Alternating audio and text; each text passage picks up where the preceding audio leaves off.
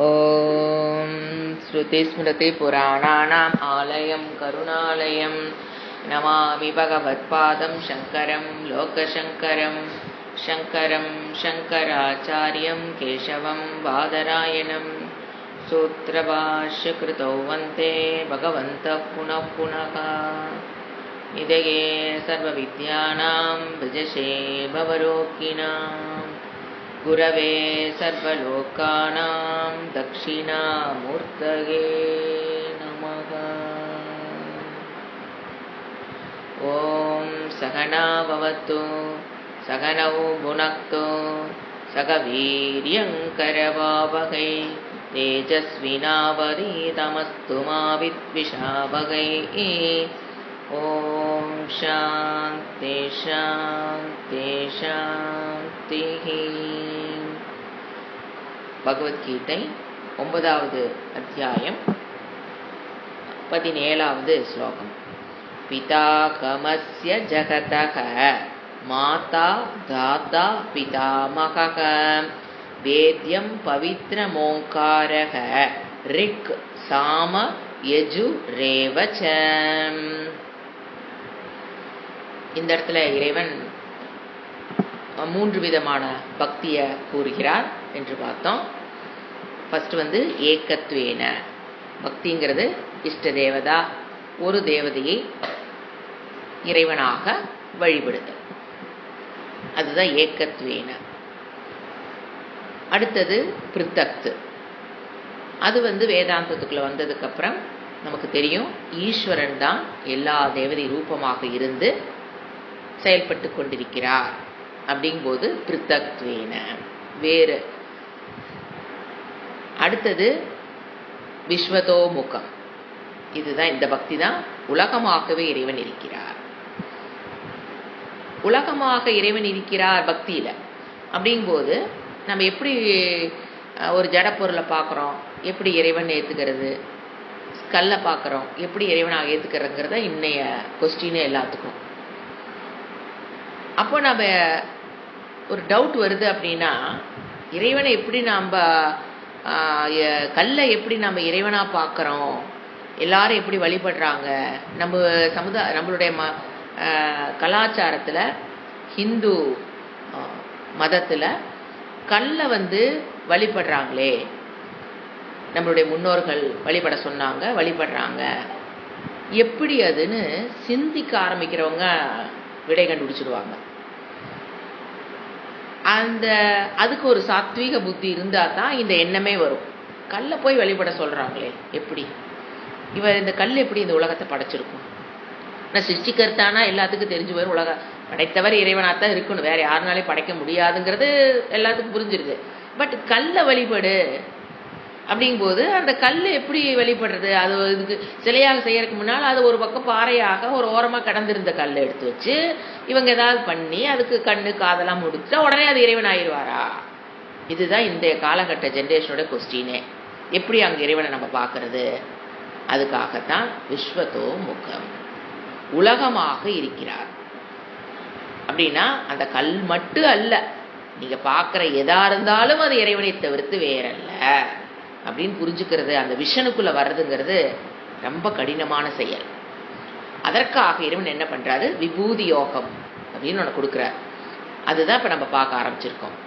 இங்க இருக்கிற ஒன்னொன்னா எடுத்து வச்சு அது வேற நான் வேறன்னு தான் நீ உலகத்தை பார்க்குற, அதை விட்டு ஆப்போசிட்டை விபரீதமான பாவனையிலிருந்து வெளியில உண்மையை அறிதல் அப்படிங்கும்போது ஆப்போசிட்டை அபியாசம் பண்ணணும். ஒன்னொன்னா எடுத்து வச்சு எது எது உன்னையிலிருந்து நீ வேறுபட்டது நீ நினைக்கிறியோ ஒன்னொன்னா என்ன பார்க்கணும்? இறைவனாக பார்க்கணும். அப்போ டீச்சிங் ஆரம்பிக்கும் போது அது லாஜிக்கா புரிஞ்சிடும். உபாதான காரணமாக நான் இருக்கிறேன் இறைவன் சொல்லும் போது நீ கண்ணில் பார்க்கறது அனைத்துமே என்னதான்? மயில்கல் மட்டும் இல்லை, எதை பார்த்தாலும் எல்லாம் என்னதான்? அது இறைவன் தான். ஆனா அந்த விஷனுக்குள்ள வர்றது இருக்குது பாருங்க, தட் நீட்ஸ் லாட்ஸ் ஆஃப் அபியாசம். ஒரு லைன்ல சொன்னோன்ன மனசு அதை மனதினால் அதை ஏற்றுக்கொள்ள முடியாது. It needs a long time. Mind ஏத்துக்கிறதுக்கு நிறைய காலம் தேவைப்படும். வெறும் காலம் ஓட்டிட்டு இருந்தா பத்தாது, அபியாசம் பண்ணிக்கிட்டே இருக்கணும். எதை பார்த்தாலும் அதை இறைவனாக. ஏன்னா லாஜிக் என்ன? நிமித்த காரணம்ங்கிறது இன்டெலிஜென்ட் காசா இருக்கார், புரியுது. உபாதான காரணமாகவும் அவர் தான் இருக்கிறாருங்கிறது புரிஞ்சுக்கிறது தான் ஈஷாவாஸ்யம் இதகும் சர்வம். அந்த ஈஷாவாஸ்யம் தான் இதகும் சர்வங்கிறது புரிஞ்சுக்கிறதுக்கு it needs time. It must give enough time to your own mind. ஒருத்தர் மனதுக்கு ஒரு காலம் எடுத்துக்கும் அதை ஏத்துக்கிறதுக்கு. அப்போ வெறும் காலத்தை மட்டும் கொடுத்தா பத்துமா? அது தெரிஞ்சாச்சு. காலத்தை மட்டும் கொடுத்தாலாம் வேலைக்கு ஆகாது. திருப்பி திருப்பி என்ன பண்ணிக்கிட்டே இருக்கணும்? அபியாசம். அபியாசம் என்ன பண்றது? இங்க இருப்பதனை திறனை தவிர்த்து வேற இல்லை, இங்க இருப்பதனை தீர்வு அப்படி பண்றதானா? அப்படி இல்லை. அது தியானம். அதனால உங்களுக்கு அந்த நாலேஜ் அசிமுலேஷன் ஆகாது. We need that knowledge to assimilate in our mind.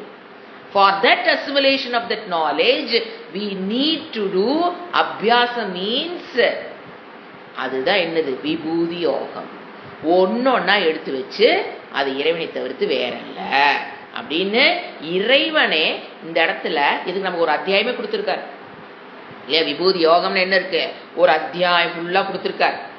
அவரு சொல்லி சொல்லி பார்ப்பார். கடைசியில இதுக்கு மேல சொன்னா பகவத்கீதை முடியாதப்பா, ஏன்னா என்னுடைய ரூபம் பலவிதமா இருக்குது, விஸ்வத்தோமுகம். நான் என் அத்தனை சொல்லி மாளாது, ஏதோ உன்னுடைய பிராக்டிஸுக்கு நான் இப்ப செஞ்சு காமிக்கிறேன். அந்த மாதிரி நீ என்ன பண்ணு, எதை பார்த்தாலும் அதை இறைவனாக வெளிப்பாடாக பார்த்து பழகுதல். அதான் அந்த விஷனுக்குள்ள வர்றது. அறிவுல சீக்கிரம் வந்துருவோம். சொன்னோன்னே ஒரு லாஜிக் இருக்கிறவங்களுக்கு புரிஞ்சிடும். லாஜிக் ரீசனிங் இருக்கிறவங்களுக்கு டக்குன்னு ஆமால அப்படின்னு புரிஞ்சிடும். ஆனா மனம் ஏற்றுக்கொள்வதற்கு இட் நீட்ஸ் அபியாசம். அதுக்காக கொடுத்ததுதான் விபூதி யோகம். அப்போ உணர்வாக அசிமுலேட்டிங் தட் நாலேஜுக்கு ட்ரை பண்ணணும். இது அது இருக்கிற மெக்கானிக்கலா பாத்தீங்கன்னா அது அதனோட எஃபெக்டே ஒண்ணுமே தெரியாது. தேவையில்லாம இறைவன் கொடுக்க மாட்டேன். அதுல இப்ப நம்ம எங்க இருக்கிறோம்? ஃபர்ஸ்ட் என்ன சொன்னார் இந்த துவால ஸ்லோகத்துல? ஆகாம என்ன சொல்லுது? எல்லா கர்ம காண்டமும் நான் தான்ட்டு. ஈஸ்வரன் தான் கிரதுகு, அகம் யக்னக, அப்புறம் அந்த பித்ரு ஸ்வதா, அகம் தா ஸ்வதா. எல்லாத்துக்கு முன்னாடி அகம் ஆட் பண்ணிக்கணும். அகம் கிரதுகு, அகம் யக்னக, அகம் ஸ்வதா, அகம் ஔஷதம், அகம் மந்திரக.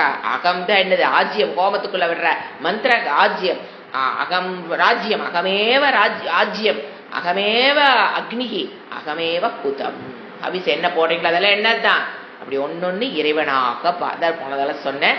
இதையெல்லாம் இறைவனாக பார்க்கறோம்னா அந்த ஹோமம் நடக்கும்போது நம்மளால வாயை யாராவது கூப்பிட்டு பேச சொன்னா கூட பேச முடியாது.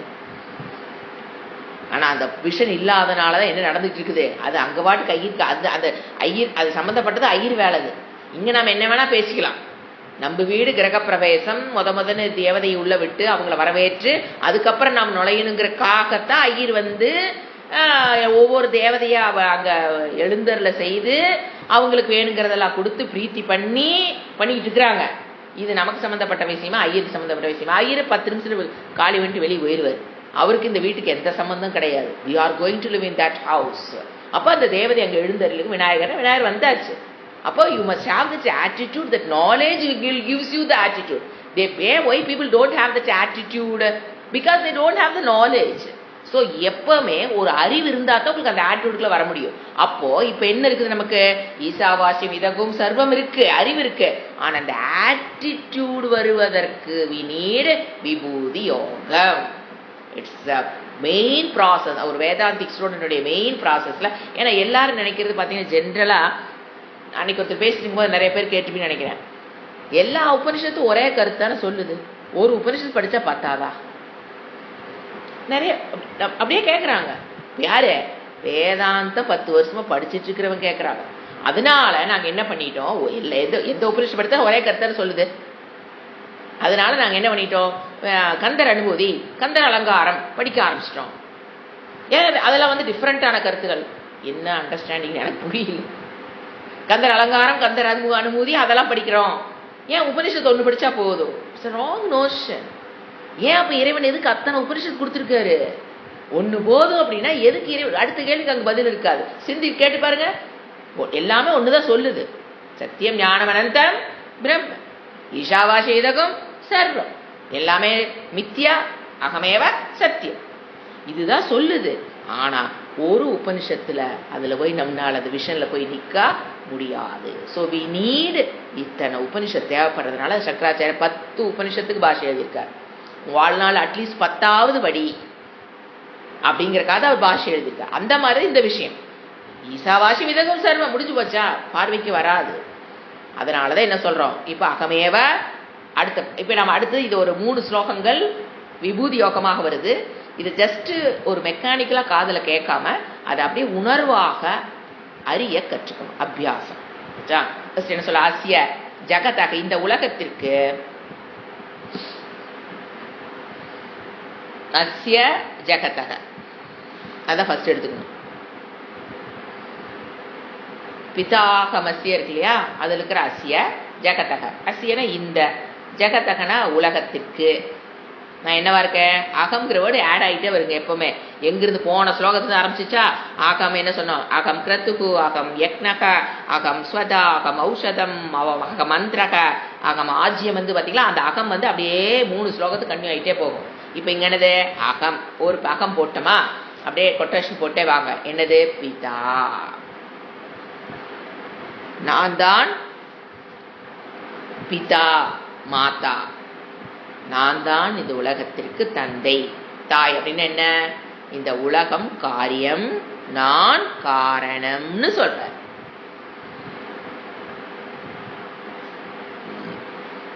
மாதா பிதா.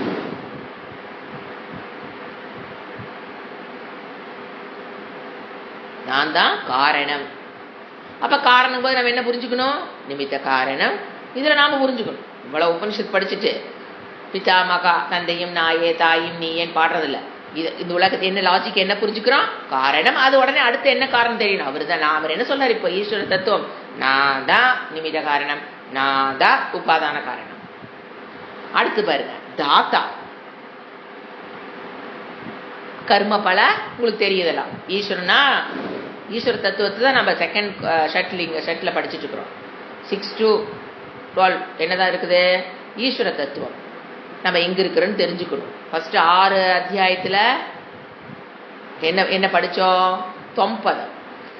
6ல இருந்து 12 வரைக்கும் இப்ப என்ன படிச்சுட்டு இருக்கிறோம், தத்பதம். ஈஸ்வரனை பற்றி ஈஸ்வரனே கிருஷ்ண ரூபத்தில் அழகாக விளக்கி கொண்டிருக்கிறார். ஏன், அவரை தவிர அவரை விளக்குறதுக்கு யாருனாலே முடியாது. அதனாலதான் தத்பதம். அப்ப இங்க என்ன சொல்றாரு, தாத்தா, அகம் தாத்தானா என்ன தெரிஞ்சுக்கணும், ஈஸ்வரக தாத்தான்னு எடுத்துக்கணும், கிருஷ்ண தாத்தான்னு புரிஞ்சுக்க கூடாது. ஏன்னா இங்க விளக்கிட்டு இருக்கிற தத்பதம், தத்து இஸ் ஈக்வல் டு ஈஸ்வரக. இந்த நிறைய ஆர்கனைசேஷன் தப்பா புரிஞ்சுக்கிறாங்க. தாத்தானா உடனே கிருஷ்ணர் இல்லையா ராமர், அப்படி கிடையாது. ஈஸ்வர தத்துவத்தை படிச்சுட்டு இருக்கிறோம். அப்ப அகம்ங்கிறது என்னதுதான், ஈஸ்வரக, நான் தான் இந்த உலகத்துக்கு காரணம், நிமித்த காரணம், உபாதான காரணம். இப்ப தாத்தான் என்ன, கர்மபல தாத்தா, கர்ம பலனை கொடுப்பவனாக நான் இருக்கிறேன். யார் யாரு யோசனை பாருங்க, எவ்வளவு பெரிய நெட்வொர்க்னு. ஒரு ஜீவனும் ஒரு கர்மத்தை பண்ணுவான், அதற்குண்டான கர்ம பலனை கொடுக்கறது நான் தான். இந்த ஒரு இடத்துல அப்படியே மலை பாயிர நமக்கு இறைவனை புரிந்து கொள்வது. It's not at all possible with this அல்ப புத்தி. அதுல வேற கொஸ்டின் வேற கேட்கறது, இது ஏங்க அப்படி, ஐயா நான் சொல்லுவேன், ஐயோ அது கிரேட் நெட்வொர்க் ஆஃப் ஈஸ்வரா, don't try to understand it, understand ஈஸ்வரா, not try to understand his network. It is not at all possible to understand the network of Ishvara. This is the network of Ishvara. It is not at all possible. With this alpha buddhi, அது எப்படிங்க நம்மளால நினைச்சு கூட பார்க்க முடியல. ஒரு புல்லை பாக்குறீங்களா, அதுக்கு உண்டான கர்ம பலன் கொடுக்க வர்றாரு. ஒரு சிங்கத்தை பாக்குறீங்களா, ஒரு மனிதனை பாக்குறீங்களா, எல்லாத்துக்கும் அதற்குண்டான கர்ம பலனை அதை அனுபவிக்கிறதுக்கு உண்டான சூழ்நிலை அனுபவிச்சு கொடுக்கணும். கர்மபல தாத்தான்னு என்ன நினைக்கிறீங்க, இப்ப நாம ஒரு நல்லதை அனுபவிக்கணும்னா அதற்குண்டான சூழ்நிலை அமைச்சு கொடுப்பாரு. இப்ப நாம ஒரு கெட்டதை அனுபவிக்கணும்னா அதற்குண்டான சூழ்நிலை அமைச்சு கொடுப்பாரு. ஜஸ்ட் இமேஜின், கற்பனைக்கு எட்டாதவன் இறைவன், இதுதான் அர்த்தம். எப்படித்தான் இதெல்லாம் பண்றாரு, தட் இஸ் பகவான். தாத்தா பிதாமக, இது என்னது, தாத்தா, காரணத்துக்கு காரணம். இங்க உலகத்துல எத்தனையோ காரணங்க பாக்குறீங்க. இப்ப மண் பானையை பாத்தீங்கன்னா அதுக்கு காரணம் என்ன, மண்ணுன்னு தெரியுது. இப்ப காட்டன் சாரி பாத்தீங்கன்னா அதுக்கு காரணம் என்னன்னு தெரியுது, காட்டன் தெரியுது. இந்த மாதிரி உலகத்துல எத்தனையோ காரணம் இருக்கு இல்லையா. ஏன்னா பிதாமகான காரணம் சொன்னாரு. இந்த உலகத்துல இருக்கிற எல்லா காரணத்துக்கும் நான் என்னவா இருக்கேன், காரணம். எனக்குன்னு ஒரு காரணம் இல்லாதவன் அர்த்தம். அதுதான் பிதாமகன் அர்த்தம். இந்த உலகத்தில் இருப்பது எல்லாத்துக்கும் காரணம், ஆனா எனக்கு அங்க காரணம் கிடையாது. அடுத்து வேத்தியம், அழகான வேர்டு, சங்கருக்கு ரொம்ப பிடிச்ச வேர்டு வேத்தியம். இந்த உலகத்துலங்க நம்ம ஆசைப்படுறோம், எத்தனையோ விஷயங்கள் இருக்கு, இதை கத்துக்கணும், இதை அறிந்து கொள்ளணும், இதையெல்லாம் நான் அறிஞ்சுக்கிட்டேன், இதெல்லாம் நான் அறியல அப்படின்னு எத்தனையோ விஷயங்கள் இருக்கு அறியப்பட வேண்டியதுன்னு. அதுல நம்பர் 1 நானுங்கிறார் இறைவன். என்னை பற்றி நீ அறிந்து கொள்வதுதான் நம்பர் 1. அறியத்தக்க வேண்டியதில் கண்டிப்பாக அறியப்பட வேண்டியது மனிதர்களால். ஏன்னா மற்ற ஜீவராசிகளை பாவம் அதனால அறிய முடியாது. ஸோ மனிதர்கள் மனுஷ சரீரம் எடுத்துட்டீன்னா உன்னால் அறியப்பட வேண்டியது எத்தனையோ நீ லிஸ்ட் வச்சிருப்ப. அறிஞ்சதுன்னு வச்சிருப்ப, இன்னும் அறியப்படாதுன்னு வச்சிருப்ப, இல்லை அறிஞ்சிட்டு இருக்குதுன்னு இருக்கும். எல்லாத்துலேயும் நம்பர் 1 நான் வேத்தியம், அறியப்பட வேண்டியவன். ஏன்? அது ஒண்ணுதான் சம்சார துக்கத்தை போக்கக்கூடியது. மற்ற எதை அறிஞ்சிங்கனாலும் சம்சார துக்கத்தை அதை போக்காது. அதனால வேத்தியம். எப்ப என்னை பற்றி அறிகிறே துக்கத்திலிருந்து நீ விடுபட்டு விடுவாய். அடுத்து பவித்ரம், புனிதமாக்குபவன். பவித்ரம், நான் தான் உலகத்தை என்ன பண்றேன் இப்ப புனிதமாக்குதல்ல. இப்ப நீங்க போய் குளிக்கிறீங்க, உடம்பு புனிதமாக்குது. ஒரு மந்திரங்கள் சொல்றீங்க, அந்த இடம் புனிதமாக்குது. ஒரு பூஜை பண்றீங்க, அந்த இடம் புனிதமாக்குது. அப்படிங்கும் போது இந்த மாதிரி நம்ம நிறைய பார்க்குறோம் புனிதமாக்கக்கூடிய விஷயங்கள். ஒரு காற்று அடிச்சதுன்னா புனிதமாகும் ஒரு இடம். மழை பெஞ்சதுன்னா ஒரு இடம் என்ன ஆகுது? புனிதமாகுதா, சுத்தமாகுதா, பவித்திரமாகுதா? மழை பெஞ்சு எவ்வளவு சுத்தமாகும். இந்த மாதிரி நிறைய விஷயங்கள் உலகத்துல பார்க்குறோம். ஆனா எல்லாத்த விட சுத்தமாக்குவன்ல நம்பர் 1 நானு. இது எப்படிங்க அப்படி இறைவன் என்ன பண்ணிட்டு இருக்காரு, சுத்தம் பண்றாரு அப்படின்னா? எப்படி அவரால் நம்மளை சுத்தம் பண்ண முடியுது? சுத்தமாக்குதல் என்பது மங்களம், மோட்சத்தை கொடுப்பதுதான் அல்டிமேட் சுத்தம். மோட்சம் தான் என்னது? சுத்தக, நித்திய சுத்தக படிக்கிறோமா இல்லை? நித்திய சுத்தக முக்தக. அப்ப சுத்தக அதாவது நான் சுத்தமானவன், மற்றவர்களை சுத்தமாக்குவதில் நான் என்னது நம்பர் 1. அது புரிஞ்சுக்கணும். மற்றவர்களை சுத்தமா எப்படிங்க இறைவன் நம்மளை சுத்தமாக்குறாரு? மரணமில்லா பெருவாழ்வை கொடுத்து நம்ம சுத்தமாக்குறாருன்னு எடுத்துக்கலாம். சம்சார துக்கத்திலிருந்து நம்மை விடுவிக்கிறாருனால என்னது? அசுத்தம். சம்சாரம் என்ன? அசுத்தம். மனதில் இருக்கிற கிளேசங்களை விளக்குவதற்கு அவனின்றி எதுவும் அசையாது. ஸோ மனதில் இருக்கிற கிளேசங்களை விளக்குறனாலும், கர்மத்திலிருந்து விடுபடணுனாலும், சஞ்சித கர்மம் ஆகாமி கர்மத்திலிருந்து நாம விடுபட, அதெல்லாம் அசுத்தம். இதுல இருந்து யார் நம்மளை சுத்தம் பண்றா? பவித்ரம், இறைவன். அடுத்தது ஓம்காரக. நான் தான் ஓம்காரக அப்படின்னு என்ன அர்த்தம்? ஓம்னு என்னது? சகுண பிரம்மத்துக்கும் நிர்குண பிரம்மத்துக்கும் காமனான ஒரு பெயர் ஓ. ஓம்ங்கிறது ரெண்டையும் குறிக்கும். மிக சரியான சொல் எது? ஓம்காரம். அதனால எடுத்தோன்னு எல்லாமே எதில் ஆரம்பிக்கிறோம்? யாரை கூப்பிடுற? ஃபர்ஸ்ட் இறைவன் அழைச்சிட்டு தான் ஆரம்பிக்கிறது. எந்த மந்திரம் சொல்லி பாருங்க, எடுத்தோன்னு ஆரம்பிக்கும் ஓம். கூப்பிட்டாச்சு அவரை. அப்புறம் தான் பத்ரங்கர் நேபி. யார்கிட்டயா பேசணும்னா கம்யூனிகேட் பண்ணா ஃபர்ஸ்ட் என்ன பண்ண? முன்னால 10 பேர் நிக்கிறாங்க. எதுக்கு ஓம் சொல்றேன்னு நான் சொல்றேன். இப்ப நம்ம முன்னால 10 பேர் நிக்கிறாங்க. நாம ஒருத்தரை கூப்பிடணும். ஏன்னா எதுக்கு கூப்பிடுறீங்க? For communication. அப்போ என்ன பண்றோம்? அவங்க பேரை சொன்னவங்க திரும்பி பாக்குறாங்களா இல்லையா? 10 பேர் நின்னாலும் யாரு பேர் சொன்னீங்களா திரும்பி பாக்குறாங்களா இல்லையா? அப்புறம் இங்க வானா வர்றாங்களா இல்லையா? தட் இஸ் கம்யூனிகேஷன், தொடர்பு கொள்ளுதல். இப்ப நம்ம யாரோட ஒரு மந்திர சேன் பண்றீங்க அப்படின்னா, ஒரு பகவத்கீதை சேன் பண்றீங்க அப்படின்னா என்ன எப்படி ஆரம்பிக்கிறோம்? ஓம். ஏன்? இறைவனை விழித்து அவருடைய கவனம் நம்ம மீது திரும்புற மாதிரி ஒரு ஆட்டிடியூட். இப்ப நீங்க ஓம் எப்ப சொல்றீங்களோ அதனாலதான் ஹரிஹி ஓம். மேக்சிமம் லைஃப்ல நம்ம நிறைய எந்த வேர்டு அதிகமா யூஸ் பண்ணணும்னு சொல்லுது? ஓம். ஏன்னா அது இறைவன் அழைக்கிற வேர்டு. அதற்கு உண்டான பெயர், இறைவனுக்கு உண்டான நாமம் தான் என்னது? ஓம். ஏன் அது பெஸ்ட் பேர்? அது சகுணத்தையும் குறிக்கும். அதை விளக்கமெல்லாம் நிறைய பார்த்துருக்கோம். சகுண பிரம்மத்தையும் குறிக்கும், நிர்குண பிரம்மத்தையும் அது குறிக்கும். அதனாலதான் என்ன சொல்றது? ஓம். அந்த ஓம்காரமாக நான் இருக்கிறேன். அடுத்து மேலும் ரிக்கு, யஜுர், சாம, அதர்வனம் கிடையாது. ஏன்னா ரிக்கு என்னவோ அதைத்தான் என்னது அங்க அதர்வனமா. ரிக்கு சாம அதர்வனங்க இண்டிகேட்ஸ் ஆல் 4 வேதாஸ். அப்படி புரிஞ்சுக்கங்க. என்னடா 3 தான் போட்டிருக்காங்க 4 போடலின்னு கன்ஃபியூஸ் ஆகக்கூடாது. நான் வேதமாக இருக்கிறேன். மொத்தமா அவர் சொல்றது நான் தான் வேதமாக இருக்கிறேன்.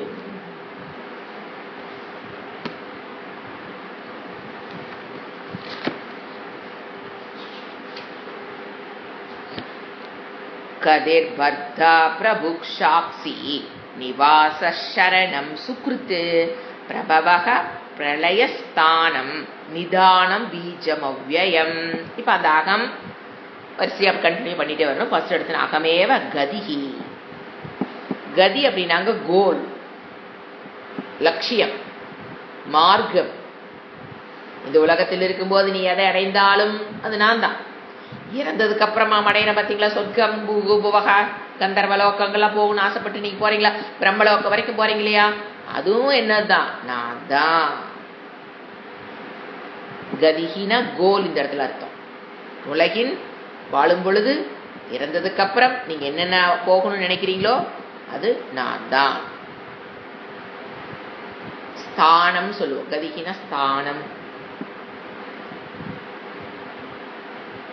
கோல், மார்க்கம். அடுத்து பர்தா, காப்பவன். எப்படி காக்கிறாரு? பர்தாங்கிற போது எப்படி காக்கிறாரு? கர்மபல தாத்தாவா இருக்கிறது அவர் காப்பறத சொல்றோம். காப்பவன்கிறக்கு கர்மபல தாத்தாவாக இருந்து ஜீவராசிகளை காக்கிறார், ஆழ்கிறார் அப்படிலாம் சொல்றோம் இல்லையா. இப்ப பர்தா அப்படின்னா உணவை கொடுத்து காப்பவன், அதான் பர்தா.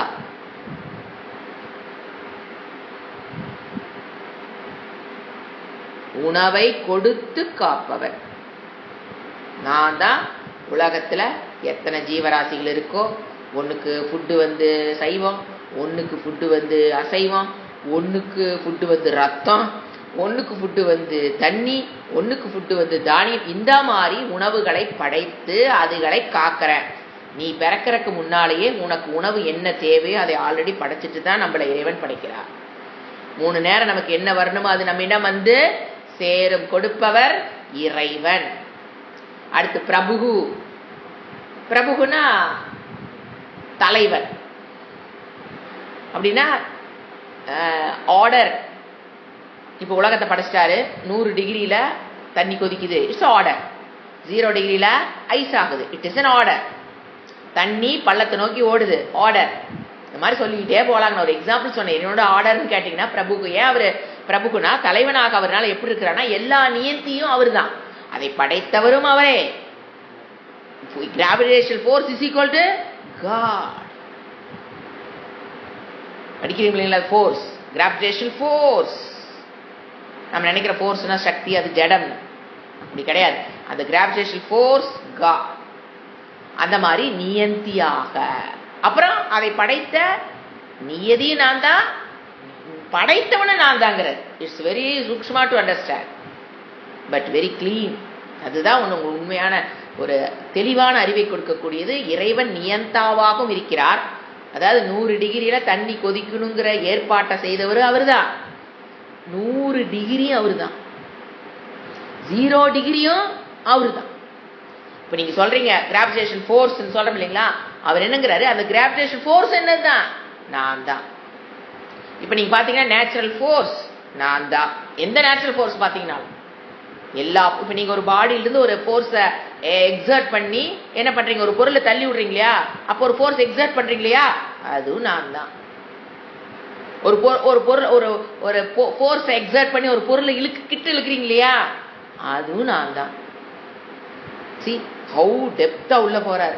நியந்தினா இதெல்லாம் ஒரு சயின்ஸ் கோர்ஸ் படிக்கிறோம், ஒரு கிராஃபிக்ஸ் கோர்ஸ் படிக்கிறோம், எல்லாமே என்னதான் இறைவன். அடுத்து சாட்சி. அதனால அவருக்கு பேர் பிரபுகுன்னு பேர். நியதியாகவும் நியந்தாவாகவும் இருக்கிறனால. ஏன்னா பர்தானா உலகத்தை காப்பவன் என்ன அர்த்தம், உணவை படைத்து உலகத்தை காக்கிறார். புரிஞ்சுக்கிறேன் பாத்தியா? அந்த மாதிரி பிரபுகுங்கிறத நியதியாகவும் நியந்தாவாகவும் இருக்கிறனால அவர் என்னவா இருக்காரு, தலைவன். அடுத்தது சாட்சி. இதுல அவஸ்தாத்ரய சாட்சியெல்லாம் புரிஞ்சக்கூடாது, அது பிரம்மஸ்வரூபம். ஏன் அதை புரிஞ்சக்கூடாது? அவஸ்தாத்ரய சாட்சியாக இருக்கிறது பிரம்மன், நாட் ஈஸ்வரா. அப்போ ஈஸ்வர தத்துவத்தில் எப்படிங்க சாட்சியை புரிஞ்சுக்கிறது? ஜீவராசிகள் செய்யும் செயலை விடங்க மனதில் எண்ணும் ஒவ்வொரு எண்ணத்தையும் கவனித்து கொண்டு அந்த எண்ணம் தர்மத்துக்கு உட்பட்டிருந்தால் புண்ணியத்தையும், மனதில் எண்ணுகிற எண்ணம் அதர்மத்துக்கு உட்பட்டிருந்தால் பாபத்தையும், அதர்மமா இருந்தா அதுக்கு பாவத்தையும் கொடுப்பவனாக. அது கொடுக்கும்போது அவருக்கு கர்மபல தாத்தாவே இருவாரு. ஃபர்ஸ்ட் அவரை பார்த்தா தானே அவருக்கு கொடுக்க முடியும். அந்த பாக்குறாரு பாருங்க, மனதில் உங்க மனதில் தோன்றுகிற ஒரு எண்ணத்தையும் அவர் என்ன பண்ணிட்டு இருக்காரு. நீங்க வெளியில அப்படியே அழகா உள்ள வந்து என்ன வேணா நினைக்கலாம். இந்த காலத்துல என்ன நினைக்கிறாங்க, நாம என்ன வேணா நினைச்சுக்கலாம். ஆனா பேசும்போது நல்லா அப்படி நைஸா பேசிட்டா போதும். தவறு.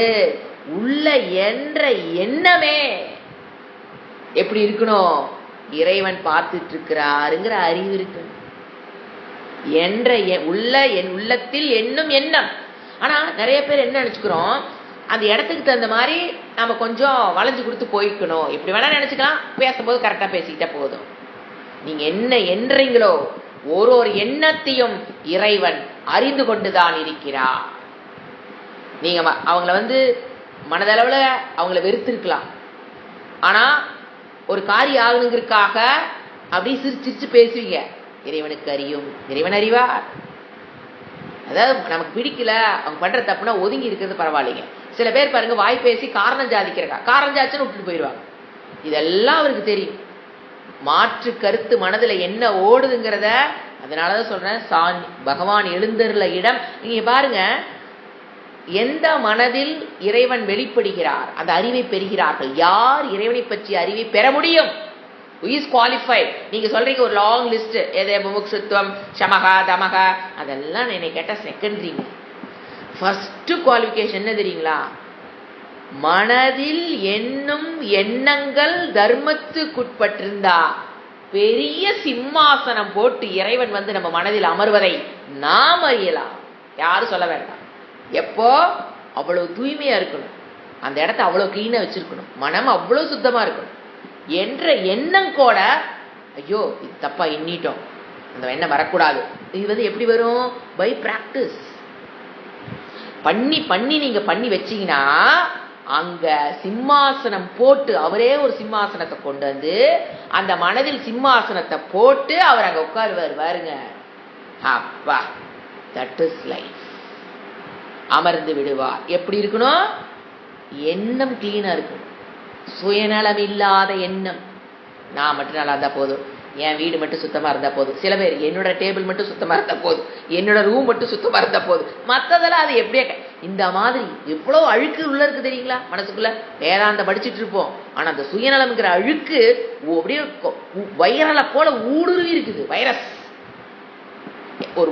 ஒண்ணு பண்றமா, நமக்கு ஏதாவது அதுக்கு சாதகமா இருக்கா, ஆதாயம் இருக்கா?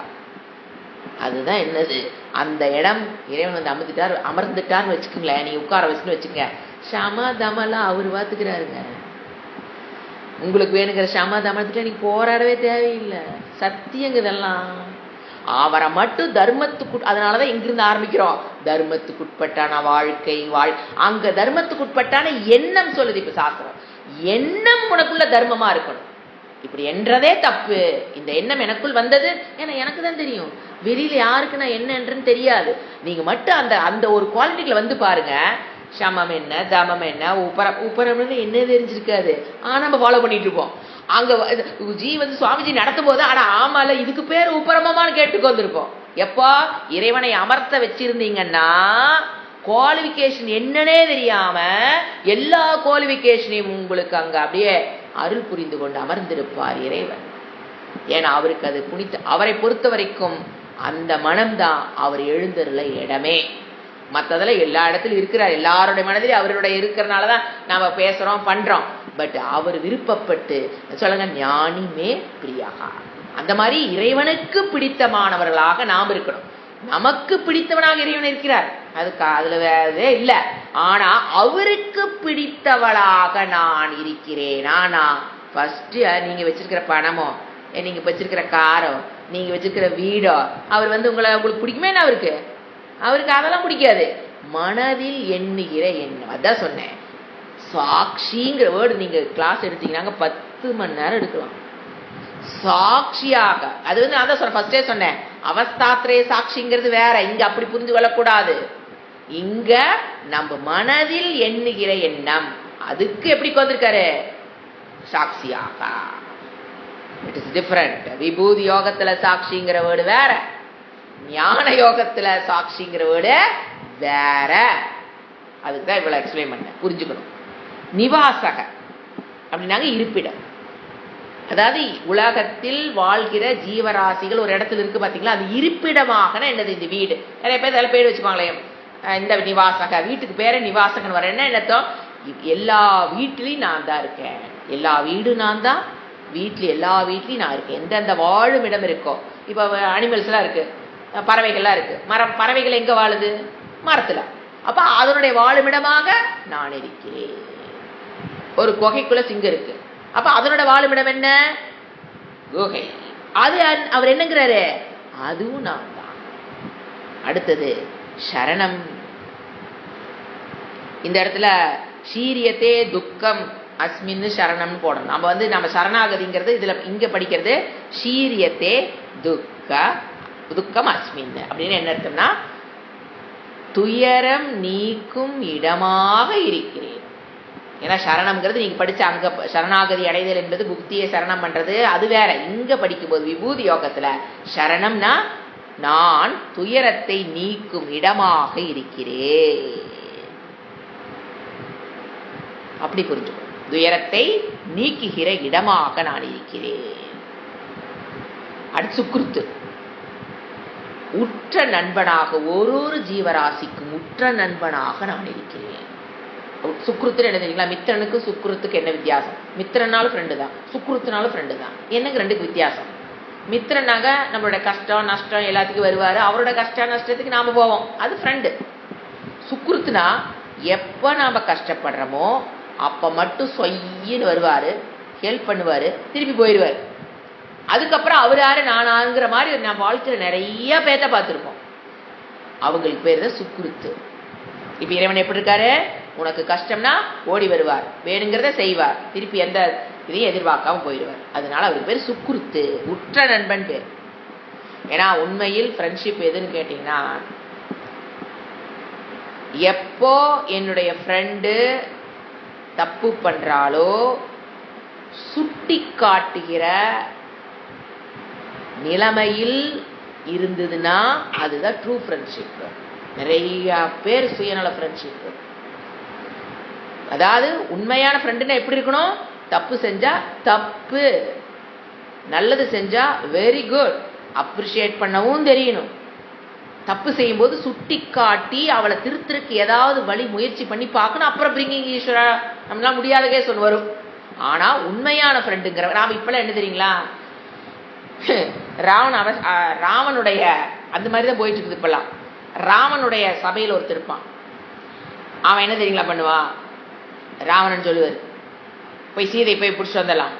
ஆமாங்க அரசே, போய் தூக்கிட்டு வந்துடலாமா அரசே? இல்ல வேண்டாம் விட்டுட்டு வந்துடலாமா?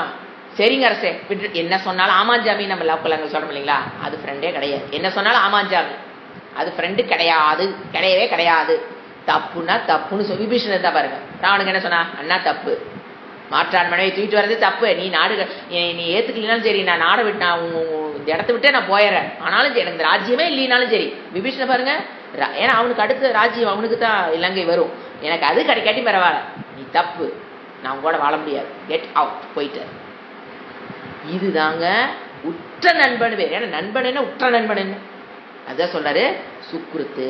பிரபவகா, உலகத்திற்கு பிரபவன தோற்றம் அப்படின்னு சிருஷ்டின்னு எடுத்துக்கலாம்.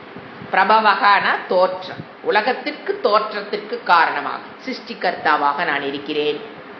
பிரபவகா.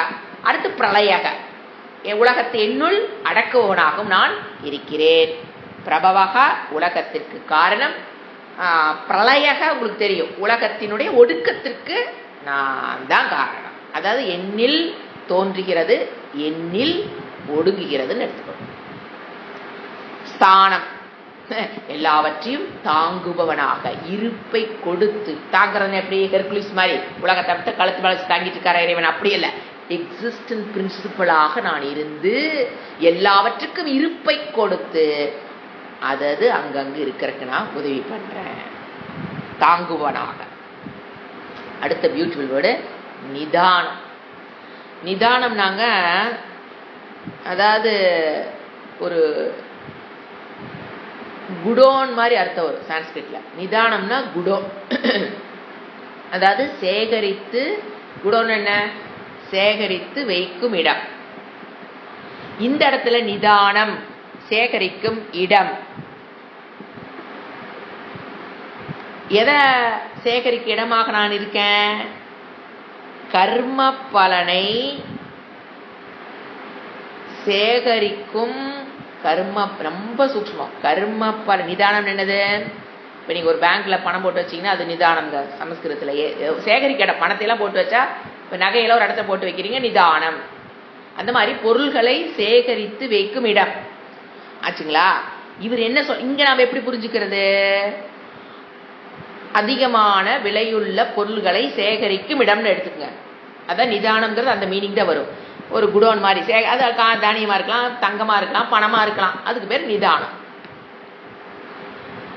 புண்ணியத்தை சேகரித்து வைக்கும் இடம். இப்ப நான் தான் என்னவா இருக்கேன்? தர்மமா இருக்கிறேன். அந்த தர்மத்தை ஃபாலோ பண்ணும்போது நான் என்னத்தை சேர்த்து கொடுக்கிறேன்? புண்ணியத்தை சேகரித்து வைக்கும் இடமாக நான் இருக்கிறேன். கர்ம பலனில் புண்ணியத்தை சேகரித்து வைக்கும் இடம். அப்படின்னா இறை வழிபாடு பண்றோம், இறைவனை பற்றிய சிந்தனை எல்லாம் நமக்கு என்ன பண்ணுது? புண்ணியத்தை கொண்டு வந்து கொடுக்கும் அப்படின்னு அர்த்தம். அடுத்தது அவ்யயம் பீஜம். அவ்வியம்னா அழியாத, இந்த இடத்துல அழியாத. பீஜம்னா விதையாகன காரணம், அழியாத காரணம். நாம பார்க்கிற காரணம் எல்லாம் ஒரு காலத்துல அழியுதுங்க. ஆனா நான் எப்படி இருக்கிறேன்? அழியாத காரணம்னா என்ன? சாஸ்வதம், அழியாத காரணமாக நான் இருக்கிறேன். ஏன்னா லோக்கல் இருக்கிற விதை அது அழிஞ்சு போயிடும் ஒரு காலத்துல. ஆனா நான் அழியாத காரணம். அடுத்தது பீஜ மவ்யயம். அடுத்த ஸ்லோகம்.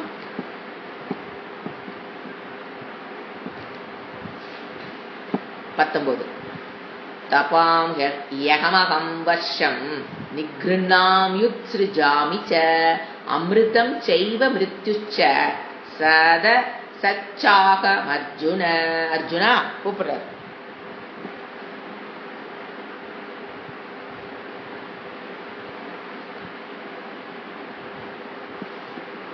அகம் எல்லாத்துலயும் ஆட் பண்ணிக்கிட்டே வரணும். இந்த ஸ்லோகம் ஃபுல்லா விபூதி யோகம் தான். அப்ப அகம் என்னவா இருக்கு? ஃபர்ஸ்ட் தப்பாமி. தப்பம்னா சூரியன், எரிக்கிறதுனால அவருக்கு பேரு தப்பாமி. தப்பாமினா சூரியனாக நான் இருக்கிறேன். சூரியன்.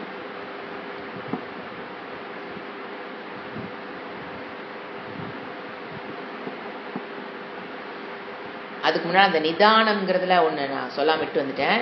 இப்போ நம்ம சேமித்து வைக்கும் இடம் அப்படின்னா நிறைய பேத்துக்கு ஒரு டவுட் வரும். இப்போ நம்ம நிறைய புண்ணியத்தை சேர்த்து வச்சுட்டோம், அது இறைவனுக்கு தெரியுமா தெரியாதா?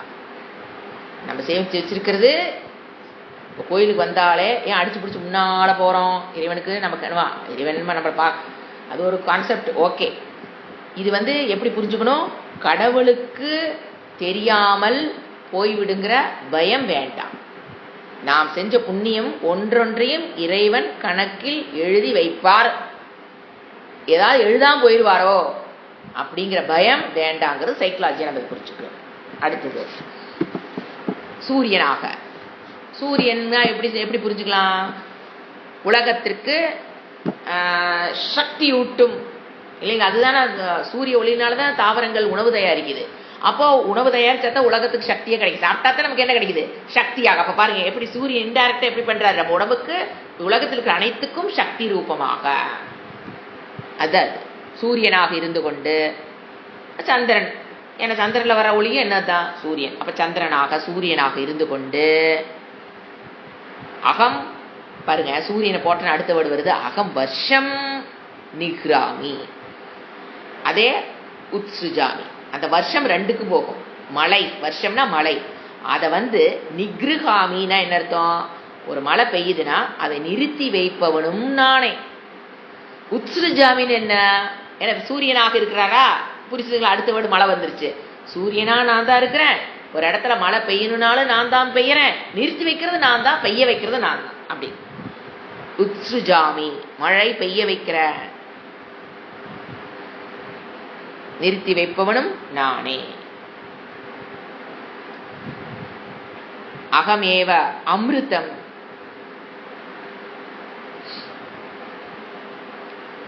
அமிர்தம் தெரியும், நான் மரணமற்ற தன்மையாக இருக்கிறேன், அல்லது மரணமற்ற தன்மை ஒருவன் அடைவதற்கு நான் காரணமாக இருக்கிறேன். மரணமற்றவனாக நான் இருக்கிறேன். மற்ற ஜீவராசிகள் மரணமற்ற தன்மையை அடைவதற்கு நான் காரணமாக இருக்கிறேன். ஏன்? ஈஸ்வரனுடைய அர்த்தம் ஈஷாவாசியம் இதகும் சர்வம்னு புரியும் போது அவன் எங்க வந்துடுறான்? மரணமற்ற தன்மைக்கு அவன் வந்து விடுகிறான். அவரும் மரணமற்ற தன்மையில் இருக்காரு. யார் அவரை அறிந்து கொள்கிறார்களோ அவரும் மரணமற்ற தன்மைக்கு வந்துடுறார். அதுதான் இந்த இடத்துல அர்த்தம். அமிர்தம் ச மிருத்யு, ஒரு மரணமும் நானே, மரணமும் நான் தான். எந்த ஒரு செயல் நடைபெற்றாலும் அது இறப்பாக இருந்தாலும் அது நான் தான்.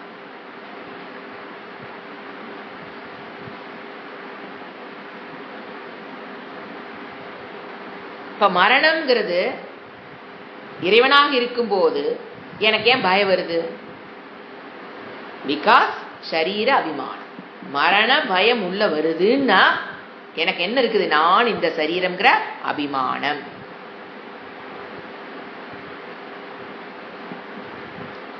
அதுதான் அந்த மரண பயத்தை கொடுக்கிறது. இந்த இடத்துல ஒரு யூஸ்வலா ஒரு கதை ஒன்று சொல்லுவாங்க. எது? மரண பயம்ங்கிறது உண்மையில மரணம் வந்து பயமான செயலே அல்ல. அது இறைவன்ட்டாரே, நான் தான் மரணம்ங்கிறாரு. ஆனா எனக்கு அது பயம் வருதே, பிகாஸ் ஆஃப் யுவர் சரீர அபிமானம். இப்போ ராஜா வேட்டையாடிட்டு வர்றாரு. வரும்போது ரொம்ப இருட்டாயிருது, மழை வேற பெய்யுது. திரும்பி ஒரு நாள் ரிட்டர்ன் ஆக முடியல, காட்டுக்குள்ள தனியா மாட்டிக்கிட்டார். அப்போ தூரத்துல ஒரு குடிசை தெரியுது, அங்க போய் பார்க்கறாரு. அங்க வந்து ஒரு கால் உடைஞ்ச முடவன் ஒரு கட்டில படுத்திருக்காரு. அவரால் எந்திச்சு போக முடியாதனால அப்படியே மலம் யூரின்லாம் அப்படியே பெட்டுட்டே எந்திரிக்க, காலை எடுத்து பூமியில வைக்க முடியாது, சிங்கிளா இருக்காரு அவர். அப்ப எவ்வளவு அந்த இடத்துக்கு அப்படியே கச கசன்னு கிடக்குது. ராஜா எட்டி பார்க்கறாரு, ஆனா அங்க மட்டும்தான் மழையிலிருந்து தப்பிக்க முடியும், மற்ற எல்லா பக்கம் ஊத்துது. அதுக்குள்ள போனா மழை இல்லாம மழையிலிருந்து தப்பிச்சுக்கலாம். அப்போ எட்டி பார்க்கறாரு, அவர் வாழ்ந்த வாழ்க்கை என்ன, அவருடைய இருப்பிடம் என்ன, அவருடைய படுக்கை என்ன. எட்டி பார்த்தோன்னு இவருக்கு உள்ள இருக்கிறதெல்லாம் வெளியில் வருது. அவ்வளவு அசிங்கமா இருக்கு அந்த குடிசை. ஏன்னா அவரு நொண்டி, அவரால் எந்திரிக்க முடியல, ஏதோ அடிபட்டு படுத்திருக்கார் குடிசைக்குள்ள, யாரும் கவனிப்பார் இல்லை. அப்படி இருக்கிற நிலையில இங்க நான் இங்க அவர் கேட்கிறாரு, நான் இங்க தங்கிக்கிட்டுமா? எப்ப மழை விடுறன்னு தெரியல, மழை விடுற வரைக்கும் நான் உள்ள நிக்க, ஏன்னா பர்மிஷன் கேட்கணும் இல்லையா? அது அவனுடைய குடிசை. ராஜாவாக இருந்தாலும் பர்மிஷன் கேட்டு உள்ள போகணும். இந்த நாட்டுக்கே நான் உரிமையானவன், இதுவும் என்னதெல்லாம் எடுத்துக்கூடாது, அது அவன் இடம், அவ்வளவு நாத்தம் முடிச்ச இடம் தான். ஆனா கேட்கிறாரு, நான் தங்கலாமா? அங்கு பதில் வருது பாருங்க, தங்கறதெல்லாம் தங்கலாம், படுத்து தூங்குங்க, எந்திரிச்சோன்னா போயிடணும். இவருக்கு ஆச்சரியம், நான் இந்த இடத்துல இருப்பேன், இவனமா நான் இங்க குடிசை போட்டு இவனை துரத்து, ஏதோ ஒண்ட வந்த பிடாரி ஊர் பிடாரி துரத்துங்க, வீட்டு பிடாரி துரத்து, நான் என்னமா இவனமா நம்மள உள்ளோடக்கு பயந்துக்கிறான், இந்த இடத்துல யார் வாழ்வா? அவர் சொல்றாரு, மறுபடியும் சொல்றான், இங்க பாருங்க, காலையில ரகலை எதுவும் பண்ணக்கூடாது நான் சொல்லிட்டேன். என்னடா இப்படி சொல்ற? நான் ராஜாடா, நீங்க எப்படி வேணா இருங்க, எனக்கு அதை பத்தி கவலை இல்லை. நைட் தூங்குறதுக்கு மட்டும்தான் அலவுடு, காலைன்னு சொன்னா ஓடி போயிடணும். ஆமா, இவருக்கு என்ன சொல்றானே புரியல. அவரு இப்படி ஒரு நாத்தம் பிடிச்ச இடத்த வச்சுட்டு இவங்க நினைச்சிட்டாரு, இவனுக்கு என்னப்பா, நம்மள என்ன சொல்லுவோம், ஏன் வேலையா அவனை எதிர்த்து பேச முடியாது, இப்ப வெளியில் போடானா போயாகணும். அதனால சரி சரி சாமி, நீ சொல்றபடி நான் என்ன பண்றேன், ரகலையெல்லாம் பண்ண மாட்டேன், நான் காலைச்சா நான் போயிடுறேன். அப்போ காலையிலேருந்து காடு காடா சுத்தினாரா, பசி உள்ள வந்து அந்த மலையில ஒடுங்க ஒரு இடம் கிடைச்சோன்னா என்ன ஆரம்பிப்பா, அது வரைக்கும் பசி தெரியாது யாருக்குமே. அப்போ உள்ள வந்து உட்கார்ந்தானே இவருக்கு என்ன ஆரம்பிக்குது, பசி. அப்போ அவர் அந்த முடவன் ஒரு உணவு வச்சிருக்கான், சாப்பிட்றீங்களான்னு கேட்குறான். விருந்தோங்க வந்துட்டான், வடம் கொடுத்தாச்சு, வாங்கி குடிக்கிறாரு. பசியா? ஏன்னா சொல்லுவாங்க அதாவது அந்த அந்த ஹை லெவல் இருக்கவங்களுக்குலாம் பசின்னு என்னன்னு தெரியாது. இங்கதான் பசி வரக்கு முன்னாலே கொண்டாந்து இதுதான் சொல்லுவோம். குழந்தைங்க வளர்த்தப்போ சொல்லுவாங்க, இந்த பசி கண்டு குழந்தைக்கு உணவு கொடுங்க. பசிக்காம நேரம் ஆயிடுச்சா 10 மணிக்கு ஜூஸ், 11 மணிக்கு ராய்க்கூழ், 1 மணிக்கு சாப்பாடு, அப்புறம் 2 மணிக்கு ஜூஸ், 3 மணிக்கு ஸ்நாக்ஸ், 4 மணிக்கு இப்படியே நம்ம சாப்பிட்டுட்டு இருக்கவங்கள பாருங்க. பசினா என்னன்னே தெரியல அவருக்கு. ராஜாவுக்கு யூஸ்வலா அந்த அந்த லெவல் இருக்கவங்க எல்லாத்துக்கும் பசின்னே என்னன்னு தெரியாது. ஆனா இன்னைக்கு தான் அவருக்கு பசி கொடுமைங்கிறது என்னன்னு தெரியுது. ஏன்னா பசி உணவு இல்லைங்கும் போது அந்த கொடுமை. அப்ப இவன் வச்சிருக்கிற ஒரு பழைய சோறு எதையோ நான் தான் கொடுப்பேன். இவன அப்படியே வச்சு அரிசுவை அமுதம் படைச்சா ராஜாவை போட போறான். இவனுக்கு எப்படியோ கிடைச்ச ஒரு யாரு கொண்டாந்து கொடுத்தாங்களோ ஒரு உணவு, அதை ஷேர் பண்றான். சாப்பிட்டோன்னே இவருக்கு அவ்வளோ இதுவரைக்கும் அரண்மனையில் சுவைக்காத சுவையை அந்த சாப்பாட்டுல அவர் ரசிக்கிறாரு. ஆச்சரியமாயிடுறாரு. இந்த ஒரு நாட்டம் முடிச்ச இடத்துல, வாயிலே வைக்க முடியாத இடத்துல இந்த உணவு இவ்வளவு அமிர்தமா இருக்குதே. ஏன் காரணம் என்ன? இதை விட சுவையான உணவு அங்க இதுல அரண்மனையில் இருந்தது. ஆனா அதை பசிக்காம சாப்பிட்டு சாப்பிட்டு அந்த ருசி அவரு அறியலை. இங்க பசி ருசி அறியாதுன்னு சொல்றாங்க பாத்தீங்களா. அந்த எவ்வளவு கம்மியான ருசியா இருந்தாலும் அங்க கம்பேரிட்டிவ் என்ன பண்றாரு, சாப்பிட்டு பாக்குறாரு. சாப்பிட்டோன்ன அமிர்தமா இருக்குது அவருக்கு. நினைக்கிறாரு, அரண்மனையில் கூட நம்மளுக்கு இவ்வளவு நல்ல சாப்பாடு, போய் பேசிக்கலாம், அதெல்லாம் என்ன சாப்பாடா சமைக்கிறவர், இந்த முடவன் இவ்வளவு டேஸ்டா சாப்பிட்டு வந்திருக்கான் அப்படின்னு யோசனை பண்றாரு. பண்ணிட்டு சாப்பிட்டாரு. அதை நல்லா என்ஜாய் பண்ணி சாப்பிட்டாரு. அவன் கொடுத்தத படுத்துட்டாரு, தூங்கிட்டாரு. காலையில் எந்திரிக்க அரசன். நைட் ஃபுல்லா அவனுக்கு சிந்தனை, நம்ம என்னத்தை வாழ்ந்தோம், இவன் முடவனை விட நம்ம எப்படித்தான் வாழ்ந்துட்டு இருக்கிறாங்க. மோசமான வாழ்க்கை, அமைதி இல்லாத வாழ்க்கை. எப்ப பாரு அவன் படையெடுத்து வந்துருவானா, இவன் படையெடுத்து வந்துருவானா, அந்த மக்கள் கம்ப்ளைண்ட், இந்த மக்கள் ராஜா மோசம், ராஜா அழி, ஒளிகன்னு ஒரு குரூப், ராஜா வாழ்க வாழ்க நம்மள கூடவே இருந்து குழி தோண்டிட்டு இருக்கிறது ஒரு குரூப், ராஜா வாழ்கங்கோ ஆனா கூட இருந்து குழி தோன்றது ஒரு குரூப், ராஜா எப்ப விஷத்தை வச்சு கலந்து கொண்டு ஓட்டா நம்ம அடுத்த ராஜாவாக நாம ஆகலான்னு ஒரு குரூப், உள்ள அவனை சுத்தி இருக்குதுல பாருங்க, ராஜா சுத்தி இருக்குதுல பாருங்க. ராஜான்னு சொல்றோம். இப்ப நம்ம நடந்தது பார்த்தோமே இல்லையா? ஒரு நாட்டுக்கு போனேன்ன, ஆனா நம்ம நாட்டுக்கு அவர் விருந்தாளியே வந்திருக்கானு இல்லாம போட்டு தளர்க்கெல்லாம் ஏற்பாடு பண்ணானுங்களா இல்லையா? ராஜானா அப்படித்தான், புல்லட் ப்ரூஃப் கார்லயே தான் போயிட்டு இருக்கணும். எப்ப வெளியில இறங்கி கதவை திறந்து வெளியில வரக்கெல்லாம் ஃப்ரீடம் கிடையாது. அங்க பிளாக் கேட் வந்து திறந்து விட்டானா தான் வெளியில வரணும். அந்த அளவுக்கு அந்த லைஃப் தான் ராஜா அவரோட வாழ்க்கை. அப்படித்தான் இருக்கும். உள்ள இருக்கிறவனே என்ன பண்ணுவான்? இந்திரா காந்தி யார் சுட்டா? உள்ள இருக்கிறவனே தானே சுட்டான். சோ இந்த மாதிரிதான் ராஜாவோட வாழ்க்கை. வெளியில இருந்து பார்த்தா அப்படியே பட்டென்ன பட்டாடை என்ன, ஒரு பின்னால ஒரு ஆரவாரம் என்ன, அதெல்லாம் வெளியில தான். மனசுக்குள்ள துக்குன்னு தான் இருக்கும். ஏன் எப்ப நம்மள போட்டு தள்ளுறானோ அப்படி இருக்கிற வாழ்க்கைக்கு அவர் பாக்குறாரு முடவனை. ஒண்ணும் இல்லாத ஒரு நாத்தம் முடிச்ச இடம், அழகா என்ன திமிரு, நீ நைட் ஆனா எஞ்சி போய் நம்மள வேற பேசிட்டு இருக்கிறான். அப்போ அவர் நினைக்கிறாரு, நைட் ஃபுல்லா சிந்திச்சுட்டு அந்த முடவன் கதைக்கே வந்துடுறாரு. காலைல கேட்கிறாரு, நான் வந்து இங்க இருக்கிறேன்னு வெளியில யார்ட்டையும் சொல்லிடாத, நான் கம்முன்னு இங்கேயே இருந்துக்கிறேன், உனக்கு ஏதாவது வேணா சொல்லுதல இடத்துல கிளீன் பண்ணி தரேன், நான் சாப்பாடு ஏதாவது ஒண்ணு பண்ணி தரேன், நான் வந்து அங்க போகல, வேணா உங்ககிட்ட இருக்கிற நிம்மதி எனக்கு அங்க இல்ல அப்படின்னு சொல்றாராம். இப்ப எதுக்கு நான் சொன்னேன்? மரணத்துக்கு நாம இந்த கதையை சொன்னோம். எப்படின்னா அந்த மரண பயத்துல ராஜா என்ன பண்ணிட்டு இருக்காரு, மரணம் ஒரு செகண்ட் அந்த பயத்திலே செத்துட்டு இருக்காரு. காலொடிந்த ஒரு முடவன் மரணத்தை பத்தி கவலைப்படாம அவனுண்டு அவன் இடத்துல ராஜாவா வாழ்ந்துட்டு இருக்கிறான் அப்படிங்கிறதுக்காக இந்த வேதாந்தத்துல இதை சொல்லுவாங்க. புரிஞ்சுங்களா? இப்ப அடுத்தது இதை வந்து நம்ம வேதாந்தத்தோட கனெக்ட் பண்ணோம்னா அழகா கனெக்ட் பண்ணலாம் பாருங்க. இப்ப ராஜாங்கிறது ஜீவன், அவன் என்ன பண்றான், இந்த உடல்ங்கிறது குடிசை, ஒரு நாத்தம் பிடிச்ச உடல், அதுக்குள்ள வர்றான். யாரு வர்றது ராஜா. எங்க உள்ள போற ஜீவன், ஜீவனுக்கு இந்த சரீரம் கிடைச்சொன்ன என்ன பண்றான், அதுதான் முதலே சொன்னான், நீ என்னதுன்னு வச்சு கூடாது, கால் லஞ்சா கிளம்பி போயிடணும்னு. ஆனா இவன் என்ன பண்றான், அந்த ஜீவன் இந்த சரீரத்தை நான் என்று எடுத்துக்கொள்கிறான். அதுதான் வேதாந்தத்தோட கனெக்ட் பண்றது. இது குழந்தைகளுக்கு இந்த ஸ்டோரி சொல்லலாம், வேதாந்தத்தோட கனெக்ட் பண்ணீங்கன்னா ராஜாவதான் ஜீவன்.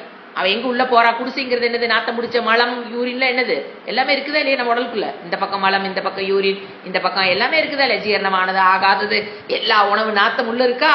அதுக்குள்ள வர்றான். ஆனாலும் அவனுக்கு என்ன பண்ணிருது? இந்த உடல் நாத்தம் முடிச்ச உடம்பு அவனுக்கு அவ்வளோ பிடிச்சிருது, அவ்வளோ அபிமானம். 9 துவாரங்கள், மழம் எல்லாம் தங்கி இருக்கிற இடம், எல்லா வைரஸ் பாக்டீரியா எல்லாமே எங்க இருக்குது? எல்லாம் வேணுங்கள உள்ள இருக்கும். ஸோ அப்படிப்பட்ட ஒரு பூச்சிகள் நிரம்பின இடம், மலம் நிரம்பின இடம், யூரின் பை இருக்கிற இடம், யூரின் உருவாகிற இடம், ஜீரணமான உணவு, ஜீரணமாகாத உணவு, ரத்தத்தில் 1008 கழிவுகள், இதெல்லாத்துக்கு நடுவில் தான் அந்த ஜீவன் இருக்கிறான். ஆனா என்ன ஆகுது? அபிமானம். அதுக்கு தான் அந்த என்ன சொல்ற குடிசையில் இருக்கிறவ, அபிமானம் கொள்ளாத. கால் எந்திரிச்சா போயிடணும்னா இந்த சரீரத்தை விட்டு போறக்கு எப்படி இருக்கணும்? Waiting for the time to come. அந்த மனநிலையில வாழ கத்துக்கணுங்கிறதா இந்த கதையினுடைய வேதாந்திக்க கதையா சுவாமிஜி சொல்லுவார். அந்த மாதிரி நமக்குள்ள எங்க உட்காந்துருக்குன்னு தெரியணும். ஒரு நாத்தம் முடிச்ச இடத்துக்குள்ள உட்காந்துருக்கோம். எப்ப வேணாலும் வெளியில போறக்கு ஐ எம் ரெடி. நாத்தம் முடிச்ச உடம்புல இருக்குன்னு தெரிஞ்சா தானே நாம தான் இங்க அதை இதையும் பூசி பூசி அது என்னமோ பெரிய அழகான உருவமா நம்மள நாமளே கண்ணாடியில பார்த்து பார்த்து ரசிக்கிறோம். ஆனா உள்ள இருக்கிற அத்தனை எத்தனை நாத்தம் கழிவுகள் நிரம்பின இடம் இல்லைங்களா? அதுலதான் வந்திருக்கிறோம். ஆனாலும் என்ன வந்துருது நமக்கு? பற்று. நான் போக மாட்டேன், நான் சரீரத்துட்டு போக மாட்டேன், எனக்கு இறப்பு வந்து விடக்கூடாது, நான் இங்கேயே இருக்கணுங்கிறது சிந்தித்து செயல்பட வேண்டிய இடம். ஆனா எல்லாரும் என்ன பண்ணிக்கிறோம்? விட்டுட்டு போறது யாருக்குமே இந்த சரீரத்துட்டு போறதுன்னா எல்லாத்துக்கும் நாத்தை துட்டு தானே வெளியே போக சொல்றாரு இறைவன். ஆனா அதை நம்மளால ஏன் ஏத்துக்க முடியல? உள்ளதை உள்ளபடி சிந்திக்காததால் நம்ம என்ன பண்றோம்? அந்த நாட்டம் பிடிச்ச உடம்புக்கு ஒரு அழகான மேக்கப்பை போட்டு போட்டு அழகான இடமாக, வாசனையுள்ள இடமாக சென்ட் அடிச்சு என்ன பண்ணிட்டு இருக்கிறோம்? சுத்தி கொண்டு. அதான் அந்த அந்த ஒரு மோகத்தில் இந்த இடம் தான் மோகம்னு பேர். அதைத்தான் அவர் சொல்றாரு. இதை என்ன பண்றா? ஞானிக்கு என்ன தெரியும்? வாடகை வீட்டை காலி பண்ண மனிதர்கள் ஏன் பயப்படுகிறார்கள்? ஒரு பாடல் ஒன்று வரும். வாடகை வீட்டை காலி பண்ணுவதற்கு மனிதன் ஏன் பயப்பட வேண்டும்? அந்த அர்த்தம். அடுத்த ஸ்லோகம். த்ரைவித்யா மாம் சோமபாபூத பாபாஹ யக்ஞைரிஷ்ட்வா ஸ்வத்கதிம் பிரார்த்தயந்தே தே புண்ணியமாசாத்ய சுரேந்திரலோகம் அஷ்னந்தி திவ்யாந்தி விவேத போகான். கம்ப்ளீட்டா விபூதி யோகம் முடிஞ்சிருச்சு. இப்ப நாம என்ன டாபிக்ல போறோம்? இங்க சகாம பக்தர்கள் இறைவனிடம் இந்த உலகத்தில் இது வேண்டும் அது வேண்டும் என்று கேட்டு, அல்லது இறந்ததுக்கு அப்புறம் அந்த லோகம் போகணும் இந்த லோகம் போகணும் இருக்காங்க இல்லைங்களா? அவங்களுடைய நிலைமையை 20-21 என்ன டாபிக்கே மாறுது? சகாம பக்தர்கள். திரைவித்யா 3 வேதங்களை அறிந்திருப்பார்கள் அப்படின்னா 4 எடுத்துக்கணும். அதர்வணம் இஸ் இன்க்ளூடட் எப்பவுமே சொல்லுவோம் சாஸ்திரம். கர்மகாண்டிகளுடைய நிலை என்ன? இந்த ஸ்லோகத்தில் என்ன சொல்லுது? இந்த ஸ்லோகத்திலேயே அடுத்த ஸ்லோகத்திலேயோ கர்மகாண்டம். எப்பப்பாரு பக்திங்கிறது கர்மகாண்டத்தை தவிர அதுதான் மெயின். எது? இறைவனை வழிபடணும், பூஜை பண்ணணும், சாண்ட் பண்ணணும், ஹோமம் பண்ணணும், யக்னம் பண்ணணும், சொர்க்கம் போகணும், இறைவனை வேண்டி இதில் இருக்கிற கர்மகாண்டிகள் அவருடைய நிலை என்ன? 3 வேதங்களை அவங்க என்ன பண்ணியிருப்பாங்க? அறிந்தவர்கள். சோமபாகா சோமரசத்தை அறிந்தவர்கள். அதாவதுங்க அது ஒரு பிளான்ட். அந்த ஹோமம் பண்ணும்போது அந்த பிளான்டினுடைய ஜூஸ் எடுத்து குடிக்கிறதாக ஒரு அந்த காலத்துல ஒரு சிஸ்டம் இருந்திருக்கு. இப்ப அதெல்லாம் சுவாமிஜியே சொல்லுவார், தயானந்தரே சொல்லுவார், எது சோம ரசத்தை கொடு, எந்த செடியிலிருந்து எடுத்து அதுக்கு பேர் சோமரசம் ஜூஸுங்கிறது இந்த காலத்துல நிறைய பேத்துக்கு தெரியாத விஷயமா போயிடுச்சு. அப்பெல்லாம் அது குடிப்பாங்க. ஹோமம் பண்ணும்போது சோமரசத்தை குடித்தவர்னா அந்த யக்னத்தை பண்ணவங்க, அருந்தியவர்கள் எல்லாம் கர்மகாண்டி சொல்றாரு. அடுத்து யாரு? சோமரசத்தை அறிந்தவர்களா? பூத்த பாப்பாகா அதனால் பாப்பங்களிலிருந்து தூய்மை அடைந்தவர்கள். நிறைய ஹோமம் யக்னம் பண்ணி பண்ணி பண்ணி புண்ணியம் பண்றாங்களா? அப்ப என்ன ஆகும்? பாப்பங்களிலிருந்து நீங்க ஆடிங் பிளஸ் எது நியூட்ரலைஸ் பண்ணுதா? பாப்பத்தை மைனஸ? அதேதான். நிறைய காரியங்கள் கர்மகாண்டங்கள் இருக்கிற ஹோமம் யக்னம் பூஜை புனஸ்காரம் எல்லாம் பக்தி கோயில் வழிபாடு தீர்த்தாடனம் இந்த மாதிரி பண்ணி பண்ணி பண்ணி பண்ணி உபாசனா எதையும் சேர்த்துக்கங்க. எல்லாமே அங்கதான் வருது. கர்மகாண்டங்கள் என்ன வருது? உபாசனா, மெடிடேஷன், கர்மகாண்டம் எல்லாம் பண்ணி பண்ணி தூய்மை அடைந்தவர்களும் யக்னைகி. எதனால யக்னங்கள்?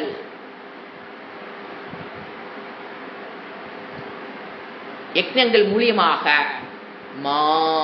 யார்? மாம் ஈஸ்வரனான என்னைன்னு குறிச்சுக்கோ.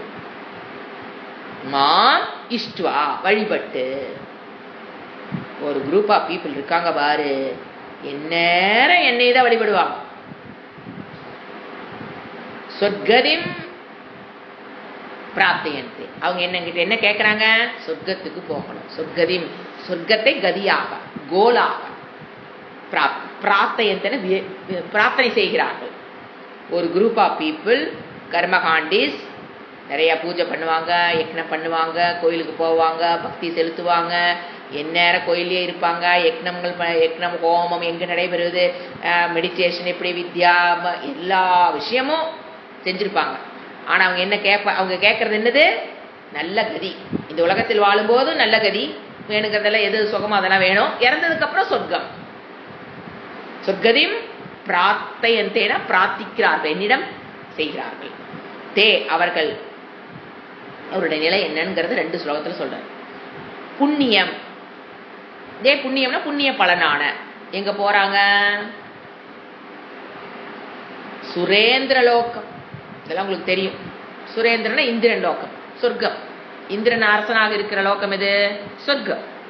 சொர்க்கத்தின் தலைவன் அரசன் இந்திரன். அங்க என்ன ஆகிறாங்க? இங்கெல்லாம் புண்ணியமெல்லாம் சேர்த்து வைக்கிறாங்களா? சொர்க்கத்துக்கு போக வேண்டியது என்னென்ன செய்யணுமோ அதெல்லாம் செஞ்சு, பாப்பத்தையெல்லாம் கழிச்சு, அந்த புண்ணியத்தை ஆட் பண்ணிக்கிட்டு, அக்கௌண்ட்ல நல்லா காசு வச்சுக்கிட்டு, புண்ணியம்ங்கிற காசை வச்சுக்கிட்டு எங்க போறாங்க? சொர்க்க ஆசாத்திய அடைந்து ஒரு குரூப் போயிடுறாங்க, சொர்க்கத்துக்கே போறாங்கிறார்.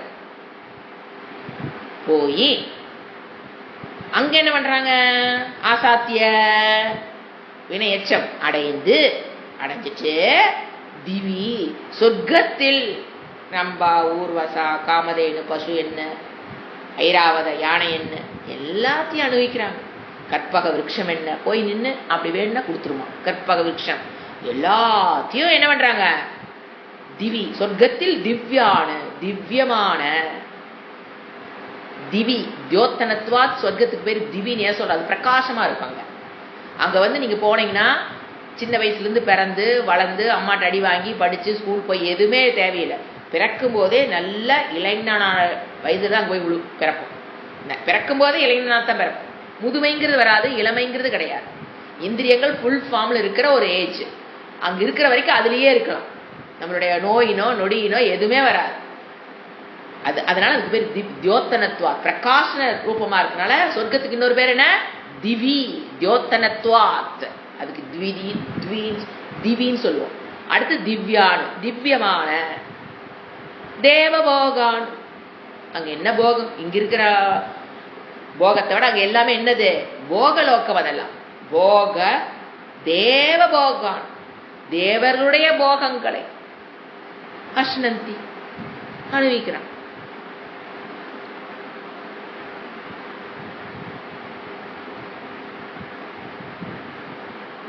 அஷ்னந்தி அனுபவிக்கிறான்.